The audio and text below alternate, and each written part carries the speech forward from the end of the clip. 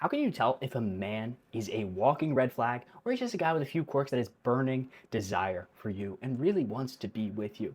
Because if we cannot tell the difference between this, we could be discounting a guy that would be absolutely perfect for you just because he's a little bit weird, or we could be accepting in a horrible person into our life because we ignored a lot of wasted red flags. And when guys tell you who they are, Lord Jesus, please believe them, because you could waste months, heck, years of therapy, of anxiety, of so many bad things because we just were not able to weed out the right guy. So maybe this has happened to you. He tells you what to wear and you're calling it, oh, he's just so caring. He disappears for days and then you're like, well, he's just not good at texting. He never introduces you to his friends because he's just a private guy. And he never posts you on social media because he's just like, yeah, I'm not really about that. But you met him on Instagram? Okay. So here's the question. Are those things quirks that you should accept, or are these red flags that we're ignoring? Because today we're going to be breaking down 5 red flags, how to spot them, all of the differences. So we're going to be breaking that down in depth. So I'll show you exactly how to spot these differences, because mixing these two things up can cost you a lot of time and heartbreak. So the biggest mistake I see many women making in dating, it isn't just missing the red flags. It's oftentimes we see the red flags, right? And then we're just convincing ourselves, oh, these are actually quirks. We're rationalizing controlling behavior as protectiveness. We're excusing lying as creativity, and we mistake emotional manipulation for passion. I swear, women are the best PR representatives for the guys that they actually like. They will be excusing a whole heck of a lot. And today, that stops, because the truth is, your intuition knows the difference between a lot of these guys. And the problem is, you've been trained to doubt it, either by those men or past men in your life. But today, we're going to start trusting ourselves again. So first, let's define what is the difference between a quirk and a red flag. Let me just get my board looking all nice and handsome. All right, so quirk, I can barely spell today, quirk versus a red flag. So red flags, let's start with quirks. So a quirk, this is something interesting about them. It's like they alphabetize their books, they talk to their plants like they're a pet, has a strong opinion on pizza toppings. It's fun, it's harmless, it really does nothing to impact your life. Now, a red flag can sometimes be mistaken for a quirk. Like, oh, that's just like kind of a weird thing he does. Nah. If he's checking your phone, if he's dismissing your feelings, if he's lying about where he's been, this affects your safety, your dignity, your respect, and these things, they tend to only get a lot worse as time goes on. So we really must be highly cognizant of the behavior that he's showing us and being like, yeah, that don't work for me. So let's talk about one of the tests you can do. Does this impact my life? Or is this just something kind of weird he does? Because if it affects your autonomy, your emotional safety, it's a bad time. And if it doesn't, it's just a quirk, whatever, ignore it. You know, relationships are like a trade-off, right? Like, you got to give and take a little bit. Sometimes you can kind of massage a man into being the person you want, right? Not literally, although sometimes that feels good, just saying. So let's go over 5 red flags disguised as quirks. So he's so protective. You know, and to a degree, it is good to have a man that's protective. You know, men run into burning buildings to save us. They have a provider and protector instinct. That is to be celebrated. We love this. Woo, pate, red flag. Nope. But it can be a red flag. All right, so at first, you might get something like, text me when you get home. Nah, man, my handwriting today, horrible. Text me when you get home. All right, so that's a good one. We like that. Like, honestly, I love when a date ends and that is said. That shows a level of like, hey, he really cares about your well-being. But we got to watch out for this one, because eventually some things can happen. If it goes from text me when you get home to, where are you? Who are you with? What are you wearing? Why are you wearing that? All right, these things, they can start to cross the line into being major red flags, and we don't want any part of that, right? So text me when you get home, cool. Where are you? Who are you with? Why are you wearing that? Especially when you guys aren't dating yet, you haven't DTR'd the relationship. DTR standing for define the relationship. All right, that's not a great one. So the test is, does this protection increase or decrease your choices? And hey, again, everything's a trade-off in a relationship. But when you're early in a relationship, this guy's trying to tell you exactly what to do. I don't really like that. All right, let's talk about number 2. Number 2 is he's mysterious. He's mysterious and private. All right, that's kind of attractive sometimes. You're like, oh, who is this man? Oh, what's he up to? Oh, they're cool. So at first, it's intriguing. Months later, if you still don't know who his friends are, you don't know about his past, you feel like he's kind of hiding parts of his life, And mystery in dating, it usually means he's hiding something. I've had very bad situations with some of our clients where they practically were dating a guy, and this was before they were my client, of course. They were dating a guy who was still married. Oh yeah, I'm divorced. Oh, you're divorced. Cool. Well, we can date. No, he was still in the relationship. He was still married. So make sure you're doing a little bit of detective work. He's so private. He's so mysterious. It can be hiding things. So just be cognizant of that. I know my ladies all are. But before you go on these dates with these guys, really do look up who they are. Do they have the job that they say they have? If they're being super surface level about all these questions, sure, fine. Date one, he can be a little bit jokey, but like eventually things have to go a little bit deeper than that. So the test is, are you learning more about him over time, or is he really actively keeping you in the dark? All right, let's go into number 3. Number 3 is he's so passionate. Passionate. We love this. At first, love notes, late night calls, dramatic declarations, but soon, kind of the roller coaster, the intense highs are followed by, silence. Silence. So here's what happened. We went from, texting every day, texting day, I write like a cool guy, to silence. What the heck happened? 3 days of silence. I thought things were going well here. This is classic love bombing. I have people that I work with, and the guy's calling them every single night. They're like, wow, he really likes me, but yet he's never asking you out on a date. What's up with that? Or hey, maybe you guys went on a bunch of dates. There's a complete roller coaster, and then it completely stopped. So he's actively spiking the emotion. So let's say we got some kind of graph here. We've got, I don't know, we'll call it like emotional intensity. You guys can tell I'm doing all these live. Emotional intensity over time. And let's say a good relationship, it can kind of just increase, and sometimes there's a decrease, but it's largely pretty steady, largely increasing over time. Now this guy, it feels more like you're dating a person that resembles like a roller coaster. And sometimes we get addicted to the feeling where you're like, oh my gosh, this is so exciting. But really that exciting is a bad thing in disguise. Like we don't want the relationship to be like crazy exciting that we have no idea where we stand in the relationship. That's a bad time. So think about it. Is what he's doing bringing you stability or chaos? Because chaos can be fun for a little bit, but it pays a huge toll on you. Let's talk about number 4.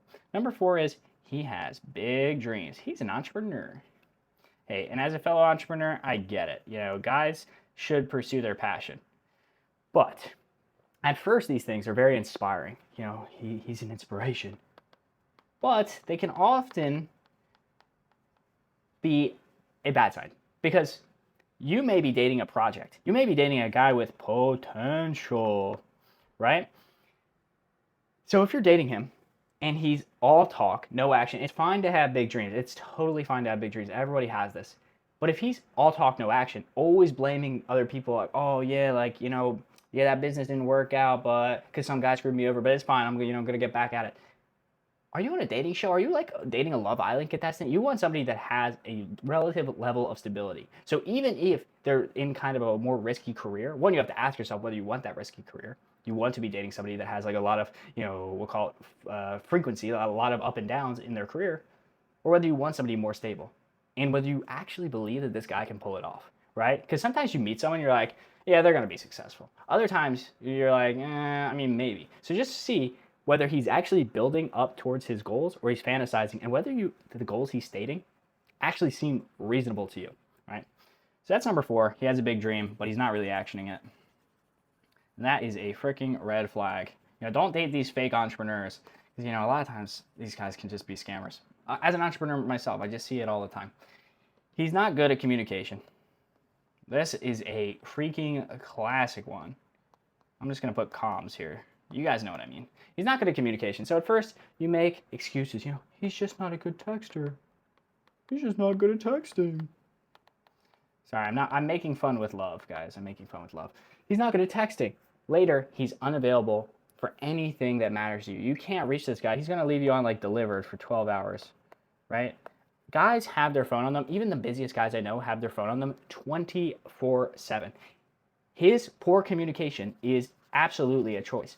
Poor communication, poor comms, is a choice in this day and age. Is a choice.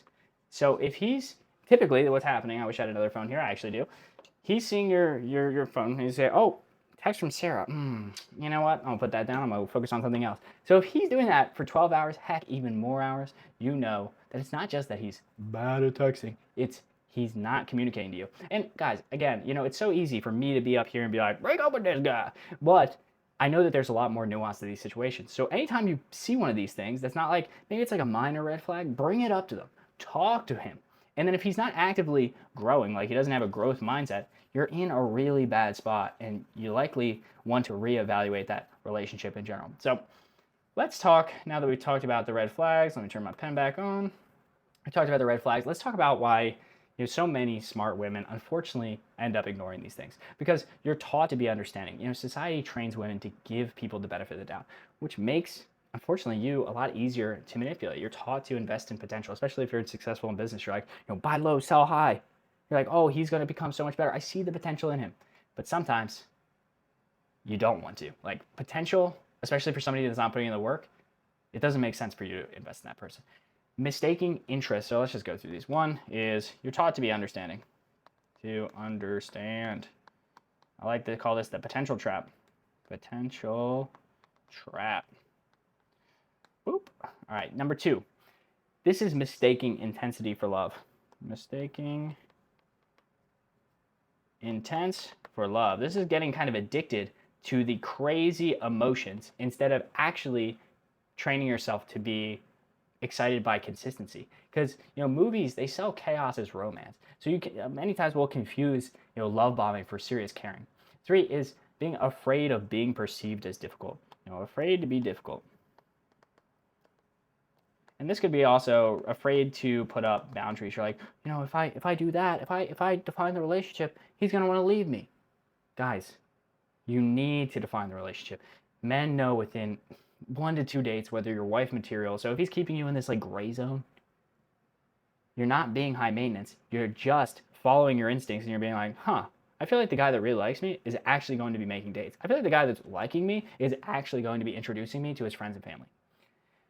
And this is the 4th one, and it's one of my saddest ones. It's, hoping he'll change, being like, you know what, the passion's kind of gone in the relationship, but like, maybe he'll change. Oftentimes he doesn't.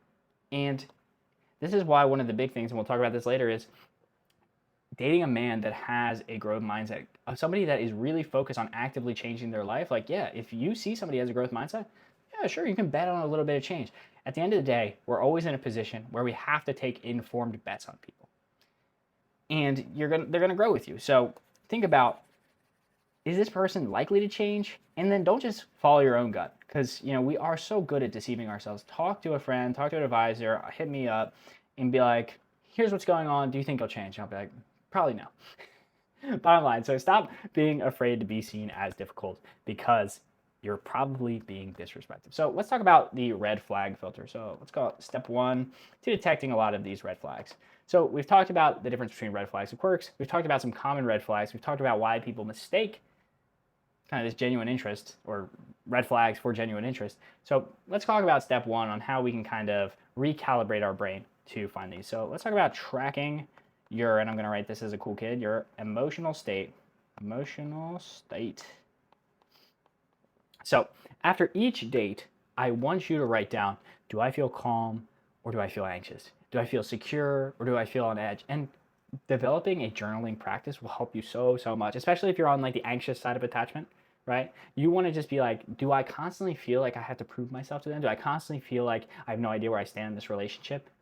Then likely they're not the person for you. But again, look at your emotional state and see, because I don't know, we'll post a video of the 5 pillars of compatibility. Emotional compatibility is one of the most important. So it's financial and emotional are the 2 most important. And if you guys don't have this like emotional connection that you feel like there's consistency, you can spiral so hard. I know many of my clients have done it, unfortunately. And I'm not immune to it, people. I'm coming at this from a place of love. Boundary check. Okay, so step 2, we want to do a boundary check. And this is not like a deliberate test of it. It's just you want to set small boundaries. We talk about, hey, if you want to be treated like a princess, you have to treat yourself like a princess. And a princess, royalty, would not put up with a ton of disrespect. So you can start with small boundaries, like, hey, I'm not gonna be intimate with somebody on the first 5 dates, right? And that's not to say you can't kiss them or hug them. It's just, you know what I mean. I can't say it on camera, right? So start small, set your limits, see if he's going to respect your boundaries, or he's going to break them. Because a guy that's constantly trying to push your boundaries is trying to, get to the intimate parts, is trying to show you he doesn't really respect you like that, unfortunately. Let's talk about step 3, and I'm running out of some screen real estate here. Let's talk about how he treats others. How does he treat other people in his life? As a dater, you must constantly be looking at what he's saying and how he treats other people. So, let me write that down. How he treats others. Because you want to see how he treats waiters, service staff, how he treats his employees, if he has employees, how he treats his team, because how he treats those people is often going to be an indication of how he will treat you. This is your preview. You're getting a peek into his life. Is he super impatient? Truthfully, I have a little bit of a reputation of being a little impatient when I get to restaurants. I want my food now. But how impatient is he? How uncaring is he? Is he constantly screaming on the phone at people? Okay, well, just know, fast forward a year, that's you, unfortunately. So look at how he treats other people. Let me clear up some space here real quick. And we'll get into the final 2 steps. Hello, I'm singing. People say I have an amazing voice. Not only that I have an amazing voice, is that my drawings and handwriting is impeccable. They say I'm like the Picasso of the dating niche, of the dating subculture. All right, step 4 is we got to look for consistency. Does he change with his audience or his mood? Hey, everyone gets moody. Some people are getting hangry. But look at this inconsistency. Guys oftentimes should be very stable. So let's say, this is, sad and this is happy. And, we've got a bunch of emotions in here. It's probably not the best graph. But you want to say, like, how wide is the delta between these things? Is it closer to his emotional regularity is actually within this band and it's not that crazy of a swing? Is emotional regularity like within the green bands, or is he way out here? Is he like all the way like, dang, he might have some serious problems? So you kind of want to just be keeping an eye on like, okay, how does this guy solve problems? Because, if you're going to be eventually having a family with this person, you're going to want somebody that's kind of stable like a rock. Look for consistency in actions, in what he says, in his mood, because you do not want someone with like a horrible temper. That can get dangerous really, really fast. I'm just saying. Let's talk about step 5. Trust your body. Oh, this is such an underrated one. Trust your body. Oftentimes, your nervous system knows and will warn you far before your mind will catch up. So your body, so we talk about this thing, this is a manifestation thing, but it works in this sense, is you want to have mind, I'll draw some squigglies, and body alignment, right? We want to be aligned with our mind and body. So sometimes our body, like, will be getting these nerves, and our body will be super hyper activated, but our mind will be like, oh, don't worry about that. Your stress could be going through the roof. Your mind's like, oh, he's just busy at work. He just told me he's busy. Trust your body, trust your mind, because when you have mind-body alignment, you're going to be in a much, much better space. Okay, so those are the 5 steps. And then let's talk about the reality check questions. And this can kind of, if we're still confused and we're like, I don't know about this guy, let's talk about some questions you can ask yourself. So 1 is the friend test. And this is, would you be okay with your best friend being treated this way? So if your friend came to you and you're like, hey, I've got this guy, he's treating me like this, that, and the other thing, what would you tell your friend? I talk to people all the time. Like, what advice would you give to a friend that was having this exact same situation? Would you agree with the excuses they're giving or the PR that they're running? Okay, let's talk about then the future test. Future. And this isn't the rapper Future, although if you're dating a guy that's like Future, you might be in for a world of problems. Love the music, but gonna be a tough guy to date. So future is, if this never changes, could I live with it? And this is not to say, hey, all humans have a relative amount of growth as long as they have growth mindset. But just see, if this were never to change, if this temper issue were never to change, if this inconsistency were never to change, could I live with this? And oftentimes you're gonna come to the conclusion no. 3 is the respect test. So the respect test is, does he show respect for me? Does he value my boundaries? Does he care about my career? Is he asking me questions to learn more about me, or is everything super surface level? Does he truly respect you? All right, energy test. I love this one. I'm very big into energy. I'm very big into energy. It's so important, especially if you feel drained coming away from people. These people, especially after they drain you, they will eventually leave you, because somebody that's taking away your energy, they will leave you less healthy, less wealthy, less wise, and ultimately they're going to look at you and be like, you're nothing like the person I used to date. Yeah, because you sucked all the energy out of them, and not in the fun way. So ask yourself, does this person give me energy, or are they actively draining you? And your gut knows, your body knows. Listen to your body. This all comes back to like mind-body alignment. And oftentimes, look outside yourself, because we're so good at getting lost in a relationship. It's so easy when you take that third-party perspective. You're like, if my best friend came to me with this issue, what would I tell her?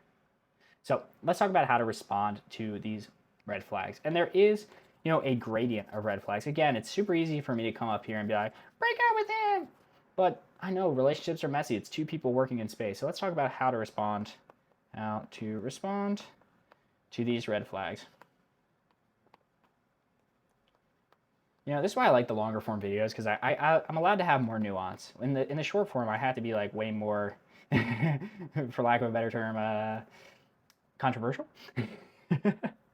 So let's talk about, a minor red flag. You see the issue, you state it, you watch if he changes without resistance. Watch response, right? And watch for growth, right? Nobody is going to come fully formed. And I hate using this analogy, but it is kind of true. It's like if you got a new puppy, or like, let's say you got a foster puppy. You don't know what house they were in before. How much can you blame their prior state? Just being like, this guy doesn't have as much emotional intelligence as I have. That's just going to be the case. You're going to notice that with 90% of guys. A lot of them aren't doing the work. A lot of them aren't going to therapy.